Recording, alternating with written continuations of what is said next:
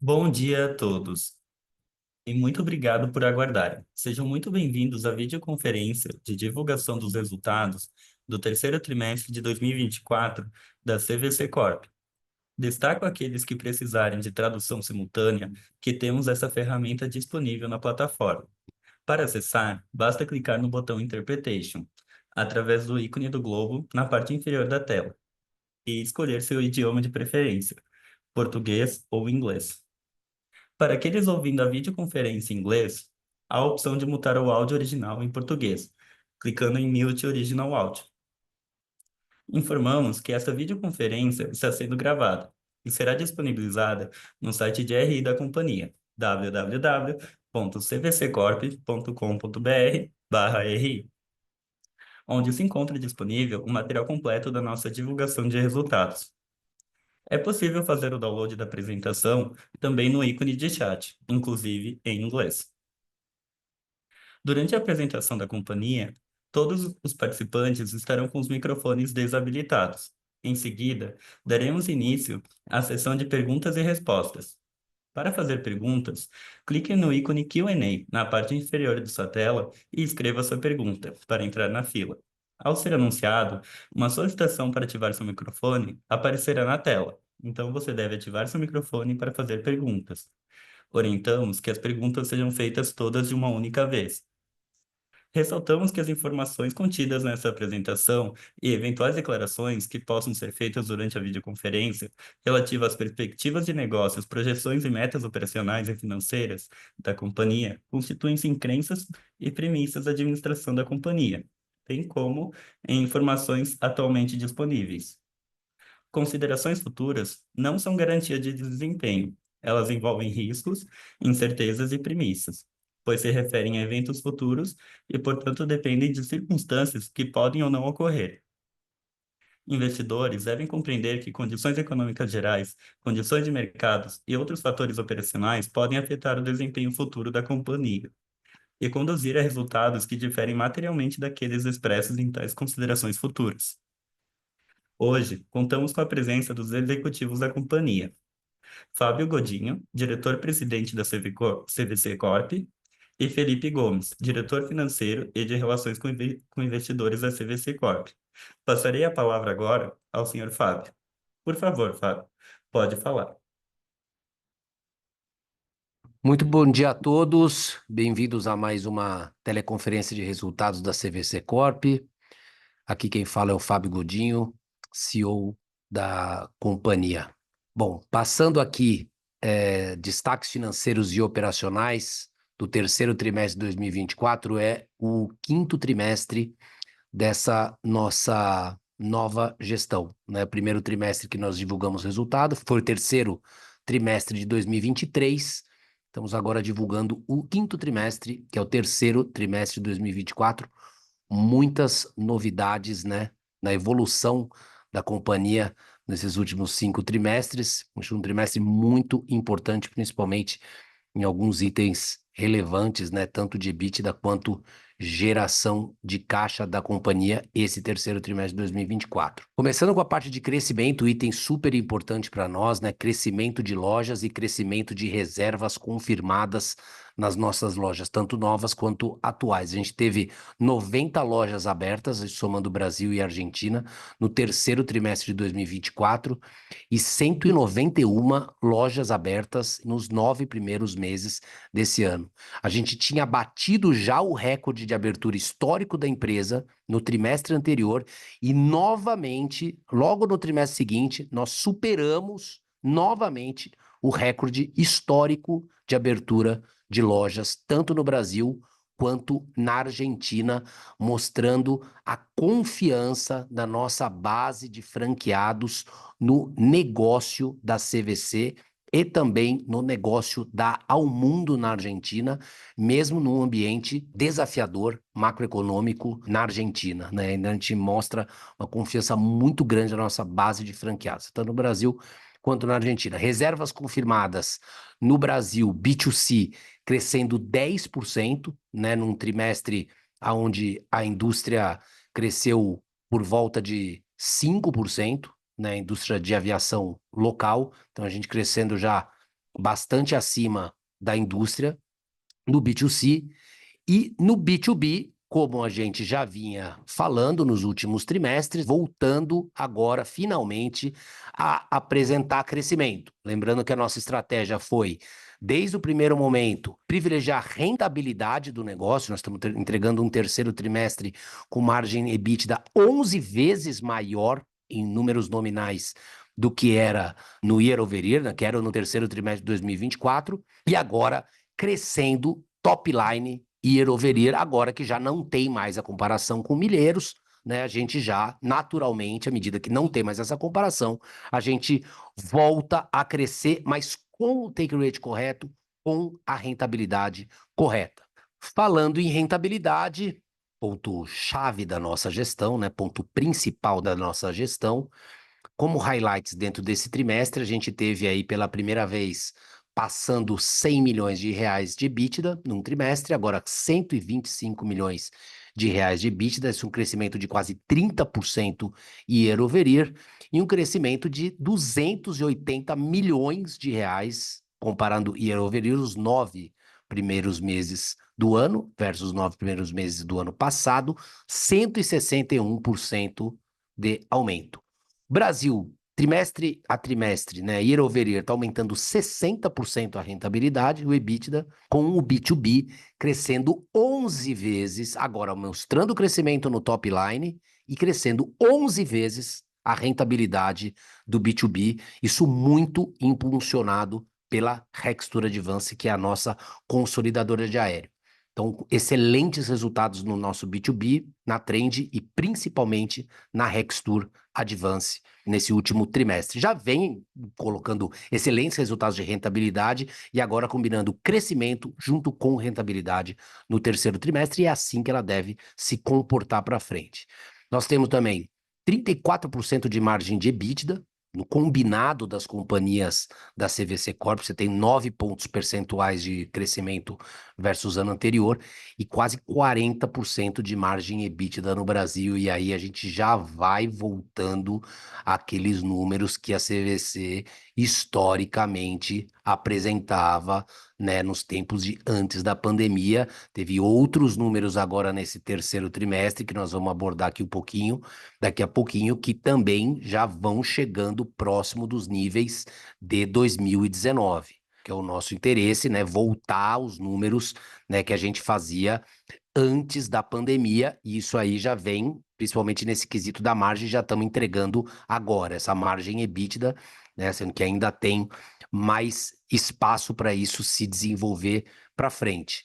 Outro ponto muito importante, lucro líquido contábil nas operações combinadas da CVC Corp, primeira vez após 20 trimestres apresentando prejuízo contábil.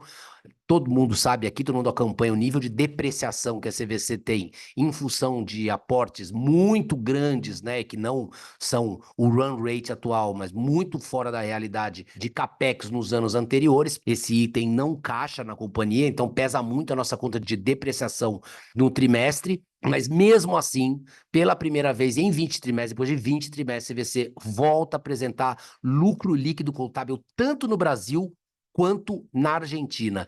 E isso representa 340 milhões de reais de melhoria na última linha nos últimos 9 meses do ano. 340 milhões de reais de melhoria na última linha, o que é bastante significativo para 9 meses. Isso tudo reverbera numa estrutura de capital muito melhor, né, do que a gente tinha 5 trimestres atrás. O grande highlight aqui é 118 milhões de reais de geração de caixa operacional no terceiro trimestre de 2024. Como a gente sempre falava, o P&L, a gente no primeiro trimestre já fez a virada para positivo da companhia, que foi aquele 93 milhões de EBITDA que nós fizemos no terceiro trimestre de 2023. A geração de caixa operacional, por ser em função de variação de saldo de balanço demoraria um pouquinho mais, porque tinha que aumentar o EBITDA, melhorar a venda, diminuir o working capital, melhorar a questão dos produtos exclusivos e tudo isso já vem dando resultado. Lembrando que no segundo trimestre de 2024, a gente já tinha gerado mais de 30 milhões de geração de caixa operacional e agora com essas melhorias aumentando, a gente já vem com 118 milhões de geração de caixa no terceiro trimestre de 2024, uma melhora de mais de quase 210 milhões de reais year over year, versus o terceiro trimestre do ano passado, uma melhoria bastante importante no item mais importante que a gente mais olha dentro aqui da companhia, que é a geração de caixa operacional. Então agora todas essas medidas que a gente vem fazendo, tanto do P&L quanto de balanço, já começam a dar esse resultado nesse KPI, que é o mais relevante para nós aqui, que é a geração de caixa da companhia. Lembrando aqui, com esses 118 milhões de geração de caixa do terceiro trimestre de 2024, nós acabamos chegando no mesmo nível de geração de caixa que a companhia estava gerando no terceiro trimestre de 2019, momento que a companhia valia 6 vezes mais no market cap do que vale hoje. Tivemos com isso e mais a renegociação da dívida, 239 milhões de redução no endividamento geral da companhia.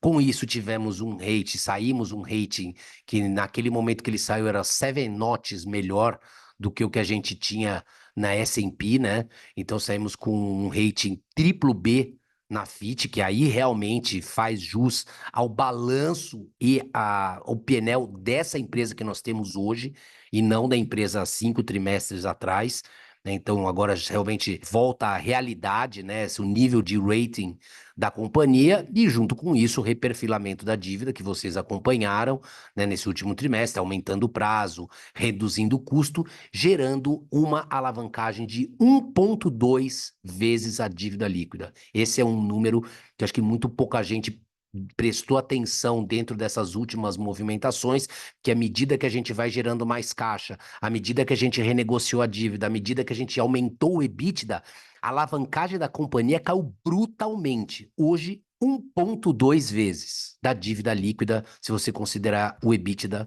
dos últimos 12 meses, o que é uma alavancagem muito baixa comparado ao que a gente tinha quando nós assumimos a empresa 5 trimestres atrás.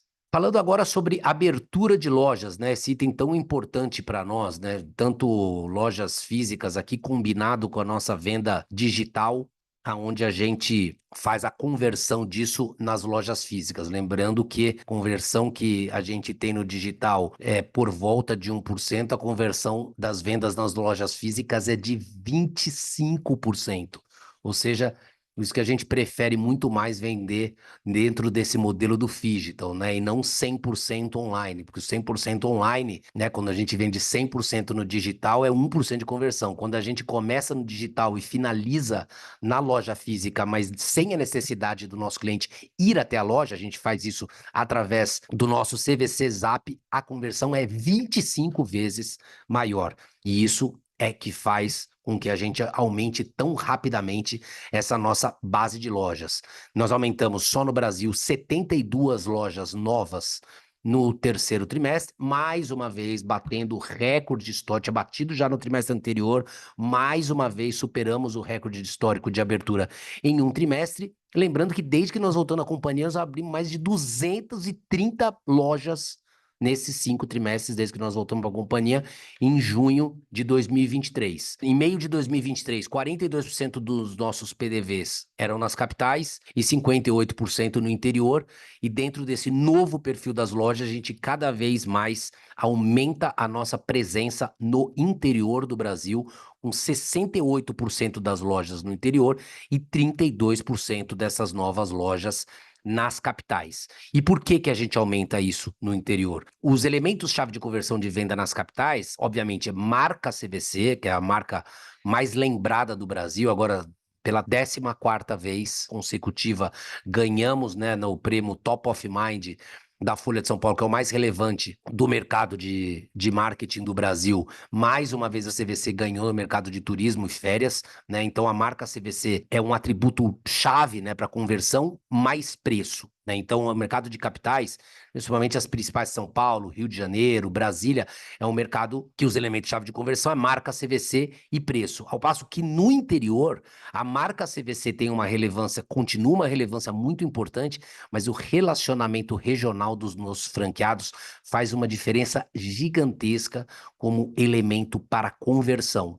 Fora que é onde cresce mais o PIB, aonde cresce mais rapidamente a população, é onde está crescendo o Brasil e aonde vai crescer muito mais forte a CVC, fazendo valer a força da marca e fazendo valer a regionalidade, o conhecimento regional que a gente tem através dos nossos master franqueados e através dos nossos franqueados em todos os estados do Brasil, em todo o interior do Brasil, essa penetração irreplicável, né, uma vantagem competitiva irreplicável que a CVC tem dentro do mercado de turismo. E a gente vem ampliando, né, a gente vem batendo esses recordes de abertura, porque uma das principais desses vetores, né, são lojas novas, né, modelos de loja mais baratas e com um retorno, com uma TIR e um payback muito mais acelerado para o nosso franqueado. Então a gente tem lojas modulares, lojas quiosque e a loja modelo Light que nós lançamos também no ano passado,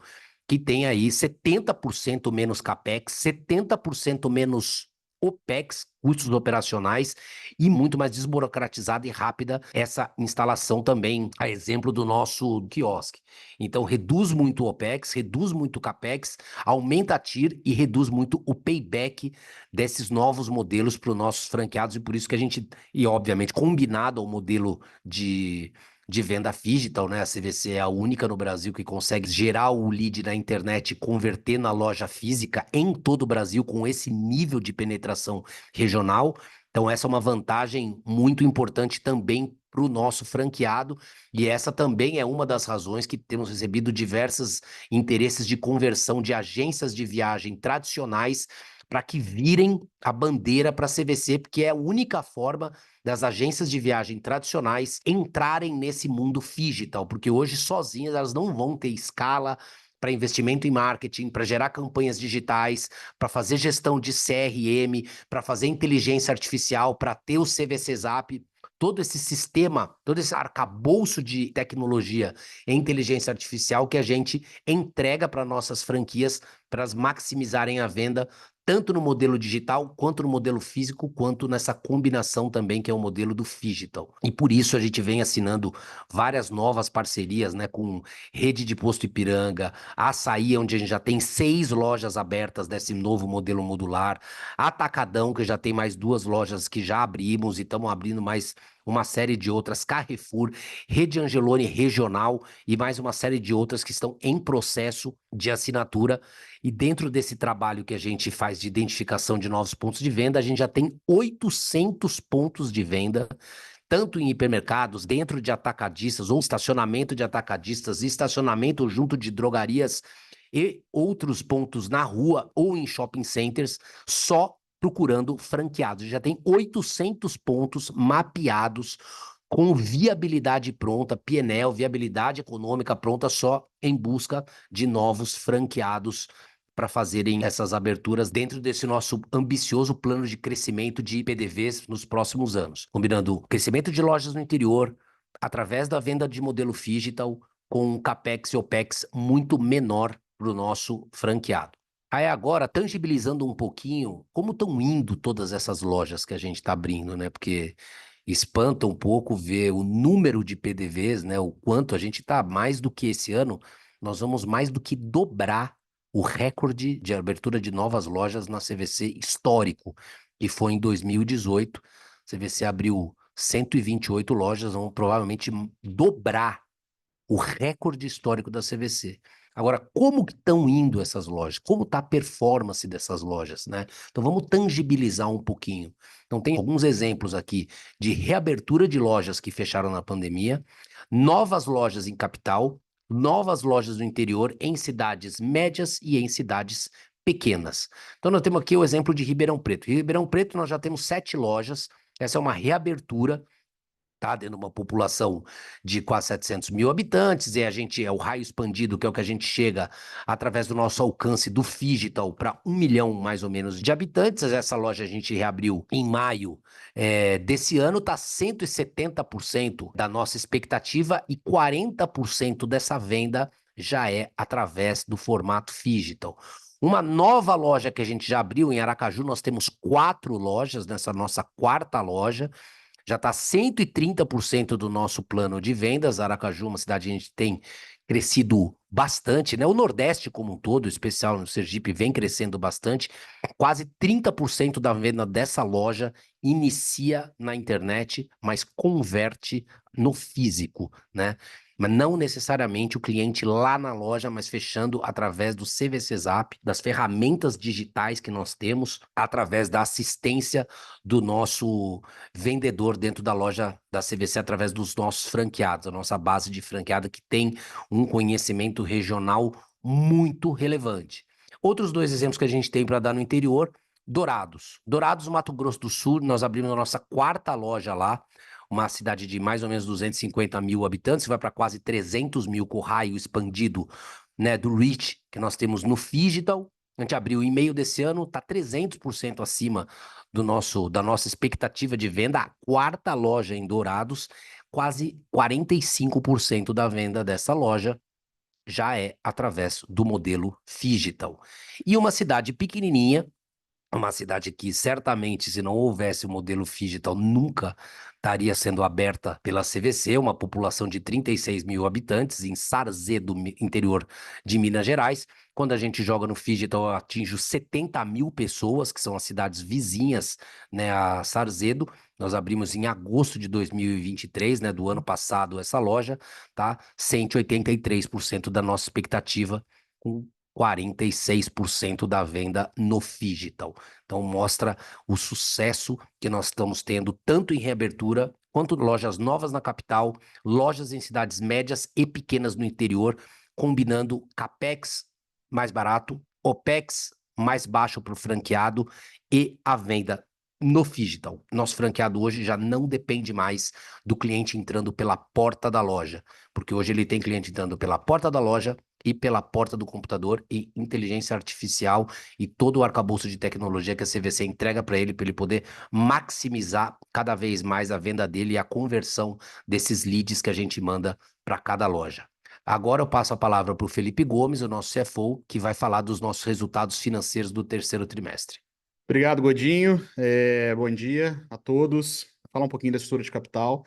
Acho que a gente teve um grande avanço aqui para a companhia, ao longo das últimas semanas, últimos meses, onde a gente conseguiu fazer a reestruturação da nossa dívida principal, que são as debêntures, né? Então, aqui nesse quadro, a gente traz do lado esquerdo a elevação de rating que a gente teve. Então, a gente recebeu um rating da Fitch recentemente, triplo B, né, que é um avanço grande para a companhia em relação aos últimos ratings que ela vinha conseguindo aí nos últimos anos. Não existe bem essa classificação no Brasil, mas é considerado, né, investment grade, patamar de investment grade, então o que é bem importante para a gente.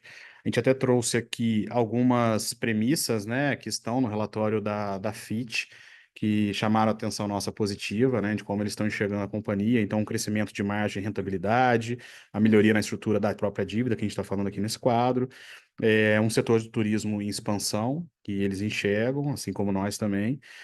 Nós somos o líder no setor de agências de viagem e a participação dos produtos exclusivos, né, que também tem ajudado bastante a companhia aí no capital de giro e nas vendas em geral, também destaques aí do relatório da Fitch. Do lado direito, aqui no quadro, a gente traz um comparativo de como era a dívida e de como ficou após esse reperfilamento, né? Então, a gente tem ali as colunas, onde no azul mais claro aí eram como eram os pagamentos, e depois no azul mais escuro como ficou. E eu acho que esses dois quadrinhos de baixo aí resumem bem. Então, a gente tinha uma dívida, né, as debêntures, 710 milhões de reais. A gente fez agora recentemente um pré-pagamento, né, de 160 milhões de reais. Então, agora, atualmente, é de aproximadamente 550 milhões de reais as nossas debêntures. Do jeito que estava, né, era uma dívida com a duration de 1 ano e meio, e agora com 3,1 anos. Então, a gente mais do que dobra aí o duration da dívida. E o custo também muito relevante para a gente estava com CDI mais 5,5 e foi para CDI mais 4,5. Lembrando que, na verdade, essa comparação é até de CDI mais 7, né, que era a dívida original. Então, a companhia fez aí um pagamento extraordinário ano passado para reduzir essa taxa de CDI mais 7 para 5,5 e agora CDI mais 4,5. E também muito importante para a gente, junto nessa renegociação, a partir de março do ano que vem, essa dívida tem uma cláusula de pré-pagamento, ou seja, a companhia tem mais flexibilidade aí de poder pensar em outras estruturas futuras, caso seja possível. Bom, agora vamos aqui para a página do B2C. Então, no primeiro quadro, aí à esquerda, né, temos as reservas confirmadas. Então, a gente teve um incremento do terceiro trimestre de 23 de 1.345 bilhões para 1.483 bilhões de reais, um incremento de 10%, 10,3%.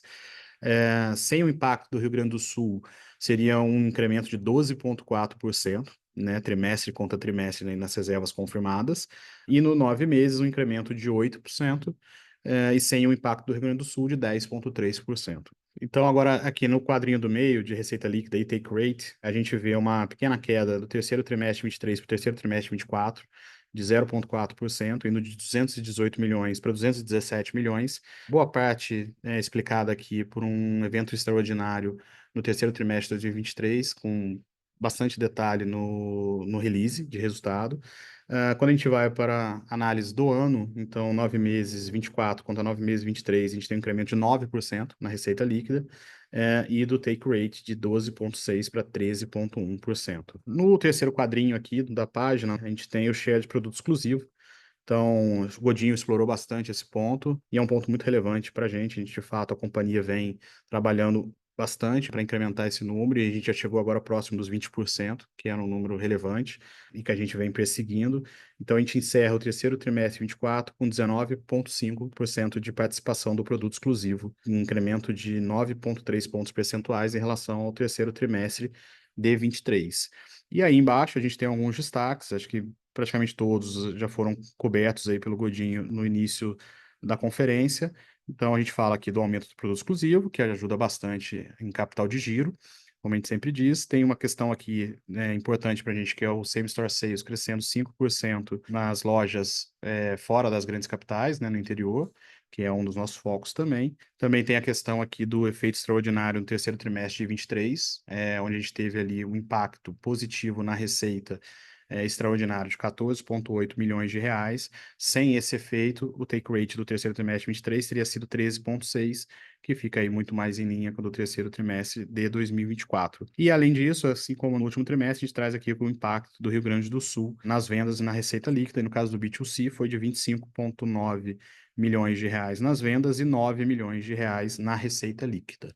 Agora, passando aqui para a página do B2B, no primeiro quadro à esquerda, a gente traz as reservas confirmadas, um trimestre muito importante para a gente, que é onde a gente retoma o crescimento de reservas, de top line no B2B, assim como a gente vem dizendo nos últimos trimestres, a gente precisava de um trimestre de base limpa, né, sem a questão do impacto dos milheiros e sem a questão toda das novas negociações, né, mais rentáveis que a gente fez com as agências.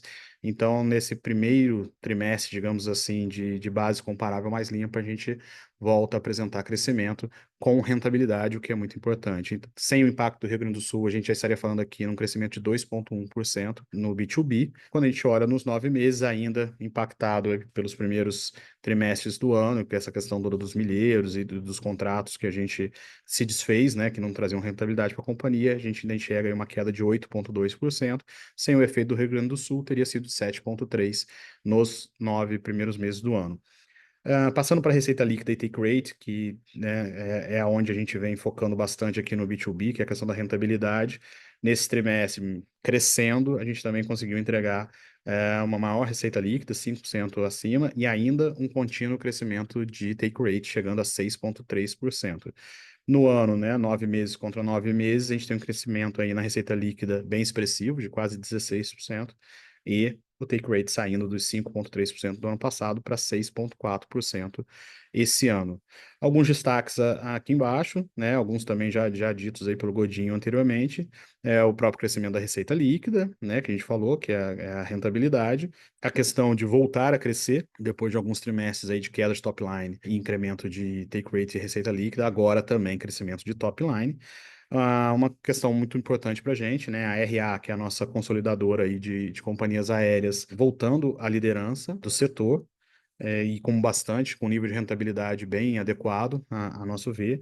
Então, outra informação relevante. E um aumento do EBITDA no segmento, no B2B, de quase 11 vezes em relação, ao trimestre de 2023, ao terceiro trimestre de 2023. Passando agora para a página onde a gente traz aqui as informações de Argentina, apesar de todas as questões internas, né, que a gente vem acompanhando aí de Argentina, questões políticas, econômicas, a gente mantém nosso posicionamento de que a gente percebe no dia a dia lá, junto com o time, junto com a companhia, uma melhoria do ambiente, né, de negócios no país e já alguns sinais aí de melhoria também econômica que a gente espera que se acelere aí ao longo dos próximos trimestres. Então, apesar de todo o desafio, né, a gente continua com EBITDA positivo, uma forte geração de caixa, com lucro líquido e vem ganhando market share também ao longo dos últimos meses. Então, indo aí para o quadro da esquerda, de reserva confirmadas, a gente continua, né, vendo a queda no top line, só que cada vez a gente vê uma queda menor do que nos últimos trimestres. Então, no primeiro trimestre foi uma queda de quase 50%, no segundo já na casa dos seus 30%, 40%, e agora a gente já está falando uma queda de 22%, sendo que um pedaço, né, dessa queda é uma questão tributária, né, de um imposto que foi reduzido em cima das compras de cartão de crédito no país. E, então, um pedaço dessa queda acaba sendo pela questão tributária. Então, quando a gente olha ali 9 meses de 23 contra 9 meses de 24, a gente tem uma queda de 37%, no top line, nas reservas confirmadas. Quando a gente tira essa questão do impacto tributário, que não faz nenhuma diferença, né, no fim do dia para a CVC, por ser um dinheiro que era repassado totalmente para o governo, a gente vê uma queda de 19,6%. 9 meses contra 9 meses, né? 24 contra 23. Passando ali para a receita líquida e para o take rate, então, a gente percebe uma queda muito parecida, né, com a das reservas confirmadas. Então, a receita líquida no terceiro trimestre de 24 contra o terceiro trimestre de 23 cai 22%. O take rate se mantém na casa dos 7,1%. Quando a gente olha os 9 meses, uma queda também muito em linha, muito parecida, uma queda de 22%, mas com o take rate subindo de 6,7% para 7,8% ano contra ano, 9 meses contra 9 meses. Os destaques de Argentina aqui a gente já falou que é essa diminuição do gap de vendas, ou seja, está caindo menos, né? A gente já começa a ver essa queda se reduzindo bastante, trimestre contra trimestre, e a gente espera que em breve chegue num ponto de inflexão, onde a gente já comece a poder mostrar crescimento e não mais queda. E apesar das quedas em receita e EBITDA nos 9 meses, a companhia, né, na Argentina registrou um lucro líquido de praticamente 30 milhões de reais até no year to date, até setembro de 24, o que é um número bastante positivo também para a gente. Outro indicador, né, de melhoria do ambiente de negócios e de uma crença em uma melhoria também econômica são as novas franquias que a gente vem conseguindo abrir. A Argentina também vem batendo seus recordes de abertura de franquia aí nos últimos meses. Então, só no terceiro trimestre de 24, nós abrimos 18 novas franquias da Almundo, que é a nossa marca B2C na Argentina, e 29 ao longo dos 9 primeiros meses de 24. Então, a gente encerra o terceiro trimestre de 24 com 143 lojas abertas, 143 franquias abertas no país. E aí tem uma outra questão também, que sempre ajuda bastante a companhia, é pela questão da dinâmica de capital de giro na Argentina, que ela é positiva, a unidade continua gerando um bom caixa para a companhia. Passamos agora para a página onde a gente traz aqui algumas informações consolidadas do Brasil e do Brasil com a Argentina, receita líquida e despesas, né? Então, começando aí pelo primeiro quadro à esquerda de receita líquida e take rate, no trimestre, né, a gente tem aí uma queda de 3,2% na receita líquida, grande parte desse valor vindo da Argentina, que a gente acabou de comentar, retirando aí todos os impactos de Rio Grande do Sul, teria praticamente ficado flat a receita, mesmo com as questões de Argentina. Quando a gente olha no ano, 9 meses de 24 contra 9 meses de 23, temos aí um crescimento na receita líquida de 3,7%, sem o efeito Rio Grande do Sul de mais 5,8%. De novo, mesmo com todas as questões aí de Argentina.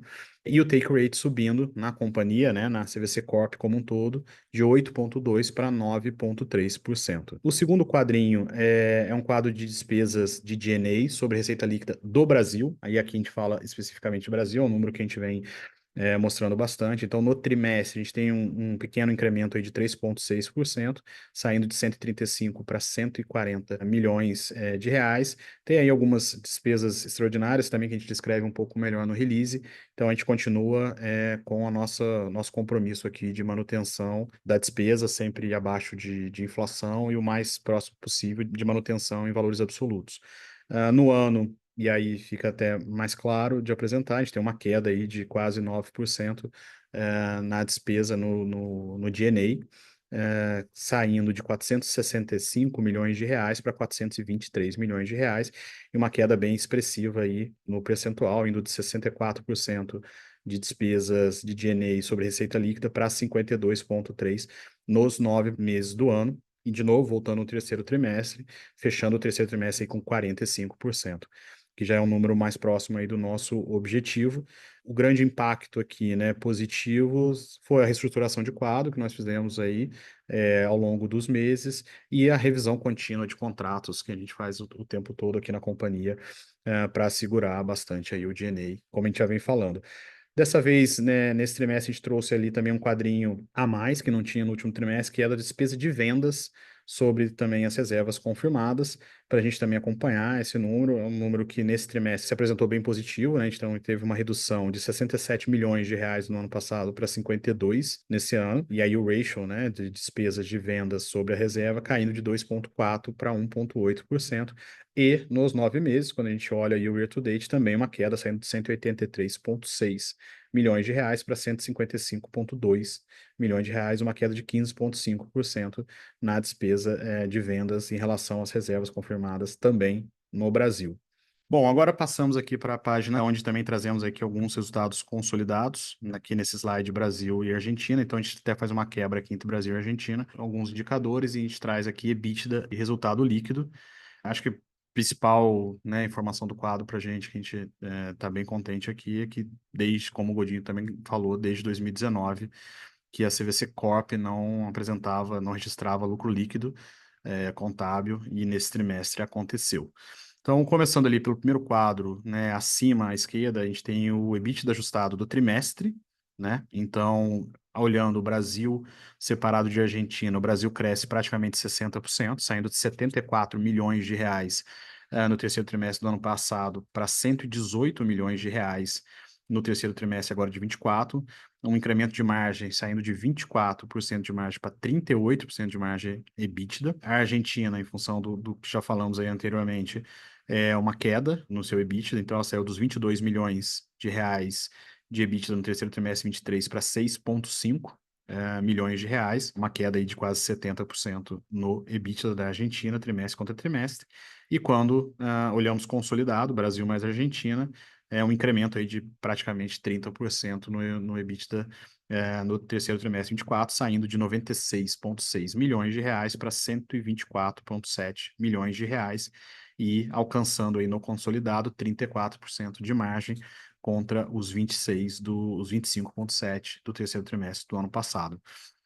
Indo para o quadrinho de baixo, onde a gente tem aí a informação de lucro, prejuízo líquido do trimestre, a gente vê essa forte reversão no Brasil, né, saindo de um prejuízo no terceiro trimestre de 23 de 111,3 milhões de reais, indo para um lucro de 1,5 milhão de reais, uma diferença aí, né, um incremento de 112,8 milhões de reais entre o terceiro trimestre de 23 e o terceiro trimestre de 24. Na Argentina, a gente vê uma queda do lucro líquido do terceiro trimestre de 23, que foi de 23,8, para o terceiro trimestre de 24, que foi para 12,9 milhões de reais.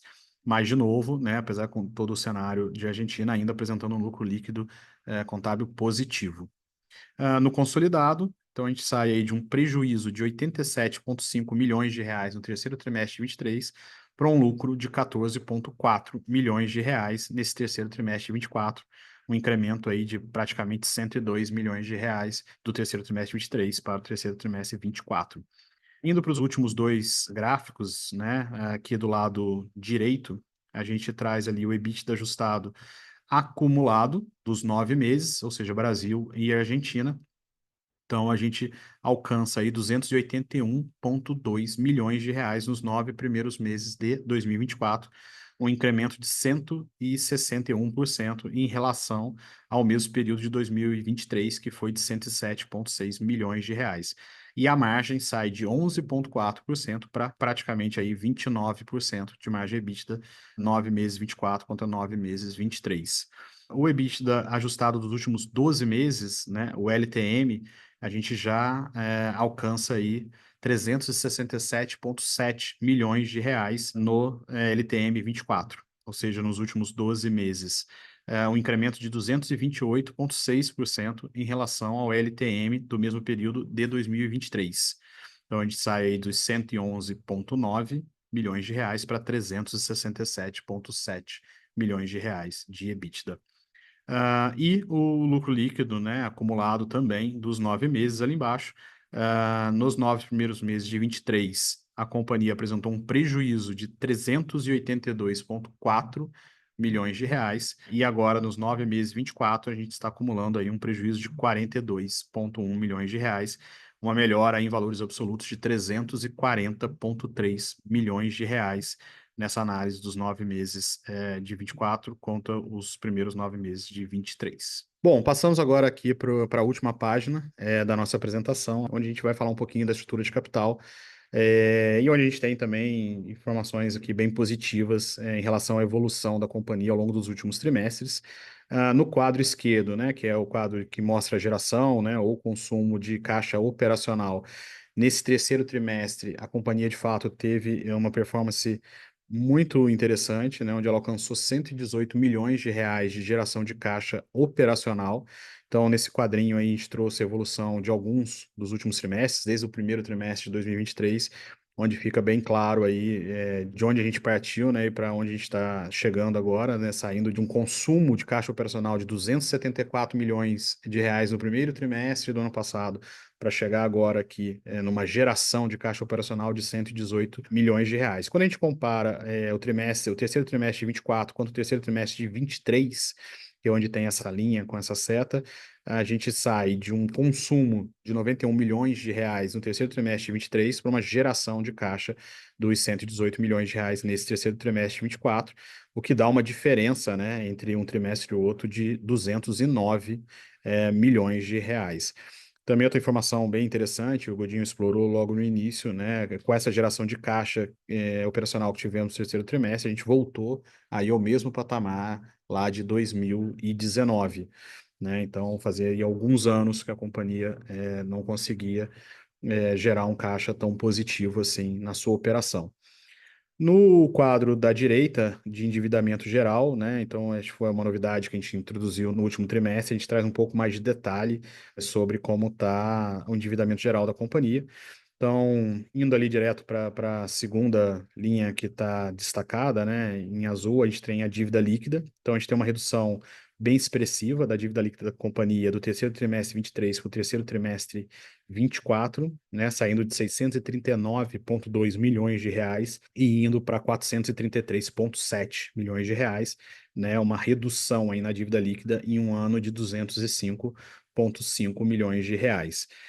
Depois a gente traz duas informações que a gente sabe que são relevantes aí sobre os cartões de crédito, sobre os recebíveis de cartão de crédito da companhia. Então a gente aumentou o nível de recebíveis não antecipados, ou seja, que a gente pode acessar se em algum momento a companhia quiser. Então a gente sai de 440 milhões de reais para 487, ou seja, um incremento de 46,8 milhões de reais, ou seja, além de reduzir a dívida líquida, a gente ainda tem mais recebíveis a antecipar, se em algum momento interessar, e os recebíveis já antecipados, né, que é a linha aí, antecipação de recebíveis, uma variação bem pequena, de 793 para 806 milhões de reais, de 13,7. Então, quando a gente soma, né, todas essas informações, ou seja, a dívida líquida da companhia mais esses saldos de recebíveis a antecipar e já antecipados, a gente vê uma queda bem expressiva aí de 991,7 milhões de reais para 753 milhões de reais, ou seja, uma melhoria, né, de 238,6 milhões de reais. Outra informação muito importante para a companhia é acompanhar aí o seu grau de alavancagem, né? Então a gente, de acordo com as nossas debêntures e com os nossos credores, a gente faz aí a conta de alavancagem pela dívida líquida da companhia sobre o EBITDA dos últimos 12 meses. E nesse trimestre a gente chega aí a um nível de alavancagem que a gente considera bem confortável, né, para a estratégia, para a estrutura de capital da CVC, de 1,2 vezes. Então a gente tem um índice de alavancagem de 1,2 vezes dívida líquida sobre o EBITDA dos últimos 12 meses. Bom, chegamos agora ao final da nossa apresentação. Agradeço aí o tempo de todos e tanto eu quanto o Godinho nos colocamos à disposição aí para responder a todas as perguntas que possam surgir. Obrigado. Agora começaremos a sessão de perguntas e respostas. Lembrando que para fazer perguntas, vocês devem clicar no ícone Q&A na parte inferior da tela e escrever sua pergunta para entrar na fila. Ao ser anunciado, uma solicitação para ativar seu microfone aparecerá na tela, então você deve ativar o seu microfone para fazer perguntas. Solicitamos, por gentileza, que as perguntas sejam feitas todas de uma única vez. A nossa primeira pergunta é de Victor Rogatis, do Itaú BBA. Abriremos seu microfone para que possa falar. Por favor, Victor, pode prosseguir. Bom dia, pessoal. Bom dia, Godinho, Felipe e todo o time da CVC. Obrigado por pegarem nossas perguntas. A primeira, eu queria entender assim, qual que é a expectativa de vocês para pensando em dívida líquida, né, para final de 25. E aí eu agradeço se vocês puderem passar por essa resposta ali por drivers de melhora ali, tanto em termos de EBITDA e capital de giro. E aí a minha segunda pergunta, pensando no G&A do Brasil, né, especificamente, como é que a gente deve pensar na evolução daqui para frente, né? Dá para pensar assim que, puta, essa linha poderia evoluir em linha com inflação, ou possivelmente até abaixo de inflação nos próximos trimestres? Obrigado, pessoal. Oi, Vitor, tudo bom? Felipe falando. Obrigado aí pela pergunta. Vou responder aqui as suas duas. Pensando primeiro aí em dívida líquida, né, para fim de 25, como a gente, e você até já antecipou a questão do EBITDA do capital de giro, a gente enxerga que vai continuar mantendo o mesmo ritmo de queda que a gente vem apresentando nos últimos trimestres, tá? Aqui sem falar em números especificamente, mas acho que com certeza essa dívida líquida vai reduzindo sim ao longo dos próximos trimestres e a gente acha que bem no ritmo do que foi nos últimos 2, 3 trimestres, tá? Quando a gente pensa em EBITDA e capital de giro, eu acho que para 25, a gente acha que para 25 vem um pouco mais por EBITDA do que por capital de giro, mas em capital de giro a gente ainda tem espaço, tá, Vitor? Essa questão do produto exclusivo tem realmente mostrado para a gente que dá um impacto muito forte nessa redução do capital de giro líquido da companhia, né? Então ainda tem um espaço ainda para crescer ali, acho que um pouco menos do que cresceu até agora, né, na velocidade, mas ainda tem. Então eu diria que vem aí 60% por EBITDA, 40% por capital de giro, vai, essa redução nos próximos trimestres, tá? Pensando aqui no G&A, a gente não mudou muito o que a gente vem falando, né? A ideia é segurar o máximo possível, manter o mais em linha possível, em linha com a inflação. Então, quando você pergunta ali se dá para imaginar em linha com a inflação um pouco abaixo, cada vez vai ficando um pouco mais pressionado, né? Isso é natural, assim, os low-hanging fruits a gente vai colhendo e aí vai ficando um pouco mais difícil. Então, acho que manter esse nível de G&A com inflação e com crescimento voltando ainda mais a partir dos próximos trimestres, acho que é o nível saudável para a companhia. Então, no fim do dia, né, o ratio desse G&A contra a receita deve continuar caindo. Essa é a nossa expectativa. Tá bom? Tá, só um follow-up rápido, Fê. Nesse discurso assim do G&A em linha com inflação, né, e o crescimento do top line vindo, né, com a abertura de lojas, etc., daria para pensar que esse G&A, ele, como percentual da receita líquida, poderia bater talvez uns 40 baixos?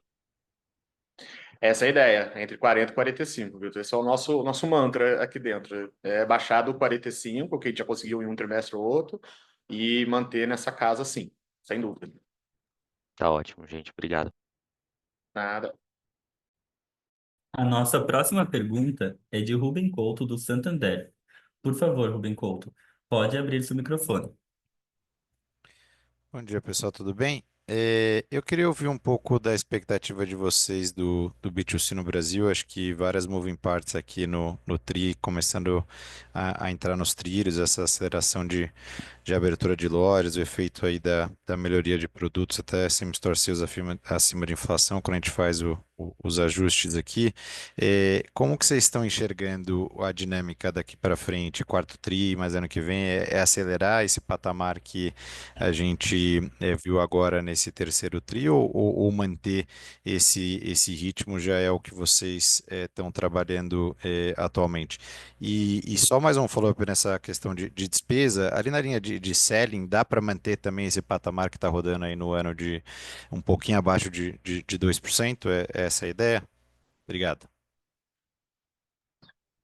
Oi, Rubem, tudo bem? Aqui é o Godinho, obrigado pela pergunta. Falando sobre dinâmica de crescimento, eu acho que é muito também pautado de como vem a capacidade do mercado, né? Capacidade do mercado, dinâmica de preço, como é que o mercado operou Q3 e como vai operar Q4 e Q1 do ano que vem. No Q3, a gente teve um mercado razoavelmente difícil, tá? Aqui, tanto no doméstico quanto internacional. As companhias baixando o preço, o que, por um outro lado, é positivo para a CVC, porque você estimula esse passageiro de férias, né? Que é muito sensível a preço no internacional. E no doméstico, você também teve queda de preço e uma dificuldade em termos de catch-up de RPK em função do SK colocado no mercado, né? Quer dizer, ocupar o crescimento dos assentos que foram disponibilizados para venda. Então, a gente teve até os números do varejo, né? Meio de lado ao longo de julho, agosto, setembro. Não foi um mês bom, se podemos ver mais ou menos pelos números aí das outras companhias aéreas, né? Em termos de performance específica Brasil, foi um trimestre mais difícil e nós estamos vendo já outubro e essa metade, vamos dizer assim, de novembro, uma aceleração, tá? Então nós estamos melhor no Q4 do que a gente estava no Q3. Então a gente acredita que venha mais. As companhias vêm continuamente colocando mais capacidade no mercado, no doméstico e no internacional, e no Q1 do ano que vem isto vai continuar. Então nós temos uma boa dinâmica em termos de crescimento de assento no aéreo do nacional, do internacional. Hotelaria continua num ambiente bastante saudável para nós, né? Aí com tarifas médias em queda lenta, mas já com alguma queda, então não continua aquele crescimento forte que estava das tarifas médias da hotelaria, tanto do nacional quanto internacional. Então isso já se acalmou, isso vem caindo, não muito profundamente, mas já vem caindo um pouquinho a cada trimestre, o que também continua a continuamente estimular esse passageiro de lazer. Então a gente vê um crescimento aí para os próximos trimestres do que a gente veio do B2C, né? Com relação ao Q3, sim. A gente espera uma melhora. Bem, só pegando aqui a sua pergunta sobre despesa de vendas, sim, né? Então, esse número que você calculou aí, que foi um pouco abaixo de 2%, tá na casa mais ou menos de 1,8%.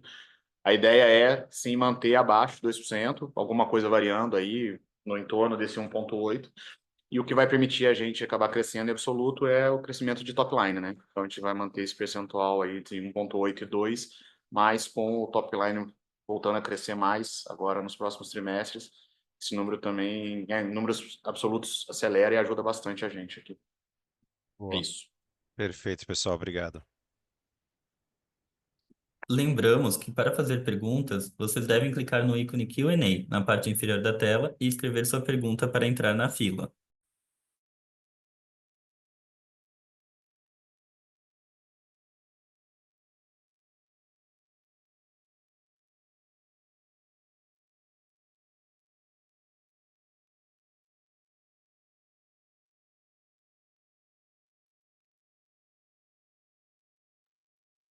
A sessão de perguntas e respostas está encerrada e agora gostaríamos de passar a palavra para as considerações finais da companhia. Bom, pessoal, com muita satisfação, então a gente acaba de entregar o melhor set de resultado desde que a gente assumiu a companhia 5 trimestres atrás, com uma série de pontos aqui que vale a pena a gente destacar de novo, né? Primeiro, mais um recorde de abertura de lojas, sendo que praticamente 70% dessas lojas estão sendo abertas por franqueados existentes já no nosso sistema. O que mostra uma confiança grande de quem já está participando do nosso negócio. A gente abriu 190 lojas, né, entre Brasil e Argentina nesses primeiros 9 meses do ano. Isso nós estamos falando praticamente do patamar que vem abrindo o Raia Drogasil nesses primeiros 3 trimestres, né? Não tem nenhuma outra varejista fora a Raia Drogasil que está nesse nível de aceleração de abertura de loja, não um ponto importante que vale destacar, e pessoas que estão no sistema continuando a investir na CVC, então que seja um bom indicativo.